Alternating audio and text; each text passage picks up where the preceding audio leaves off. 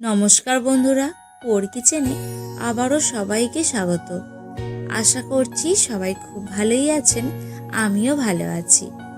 আজকে হাজির হয়েছি দারুণই টেস্টি মটরশুঁটি আর আলুর তরকারির রেসিপি নিয়ে, যেটা রুটি, পরোটা, লুচি, নান যার সাথেই খান না কেন সবের সাথেই খেতে খেতে কিন্তু অসাধারণ লাগে।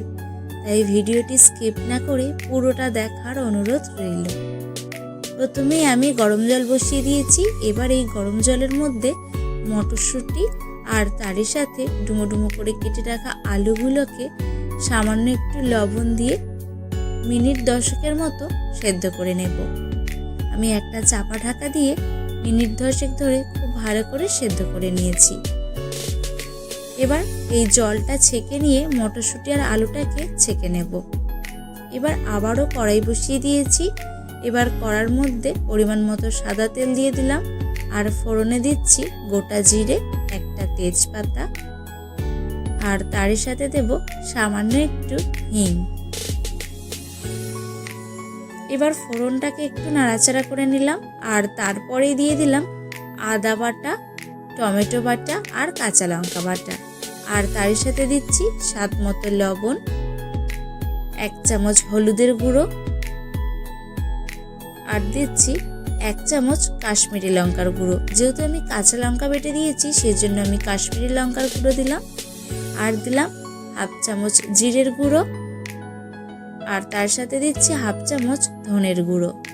এবার এই সমস্ত মশলা একসাথে খুব ভালো করে কষিয়ে নেব যতক্ষণ না মশলাটা থেকে তেল ছাড়ছে।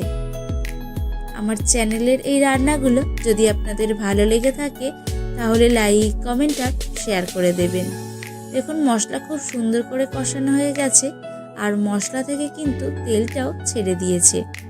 এই পর্যায়ে দিয়ে দেব 1 চামচ বেসন। এবার এই বেসনটাকেও খুব ভালো করে নাড়াচাড়া করে নেব। যতক্ষণ না বেসনের কাঁচা গন্ধটা যাচ্ছে ততক্ষণ আমি নাড়াচাড়া করে নেব। আর এই বেসনটা দিলে তরকারির টেস্টটাও যেরকম সুন্দর হয় আর তরকারির গ্রেভিটাও কিন্তু বেশ একটু ঘন আর মাখো মাখো হয়। সেই কারণে বেসনটাকেও দিয়ে খুব ভালো করে নাড়াচাড়া করে নিয়েছি। এখন কিন্তু বেসনটা থেকে তেল ছেড়ে গেছে আর বেসনের কাঁচা গন্ধটাও চলে গিয়েছে। এখন আমি অল্প একটু জল দিয়ে মশলাটাকে আবারও খুব ভালো করে নাড়াচাড়া করে কষিয়ে নিচ্ছি। যখন জল দেওয়ার পর মশলা কষানো হয়ে গিয়ে এরকম তেল ছাড়া শুরু করে দেবে তখন দিয়ে দেবো সেদ্ধ করে রাখা আলু আর মটরশুঁটি। এবার এই আলু আর মটরশুঁটির সাথে মশলাটাকে আবারও খুব ভালো করে মিনিট 10 মতো নাড়াচাড়া করে কষিয়ে নেব।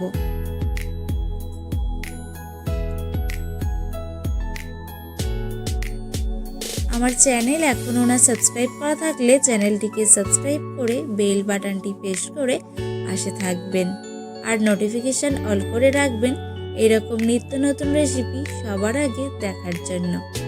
মশলা কষানো হয়ে যাওয়ার পর দিয়ে দিলাম পরিমাণ মতো জল।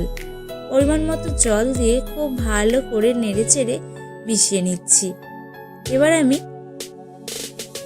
পাশে আর একটা কড়াই বসিয়ে দিচ্ছি আর এখন আমি এই পাশের কড়াইটার মধ্যে অল্প একটু জিরে আর অল্প একটু ধনে শুকনো খোলায় ভালো করে ভেজে নিয়ে গুঁড়ো করে নেব।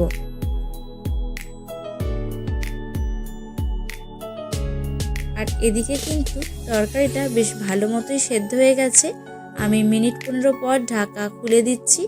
দেখুন এখন কিন্তু তরকারিটা খুব ভালোভাবে ফুটে উঠেছে আর গ্রেভিটাও কিন্তু বেশ মাখো মাখো হয়ে গিয়েছে। এখন তরকারির টেস্টটা আর একটু ভালো আনার জন্য দিয়ে দিলাম ভেজে রাখা ধনে আর জিরের গুঁড়োটা।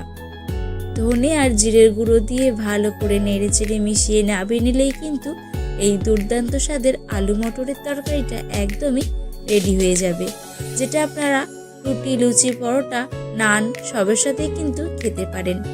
আশা করছি আজকের এই আলু মটরের রেসিপিটা আপনাদের একটু হলেও ভালো লেগেছে। যদি ভালো লেগে থাকে লাইক, কমেন্ট, শেয়ার করে দেবেন। ভালো থাকবেন, সুস্থ থাকবেন।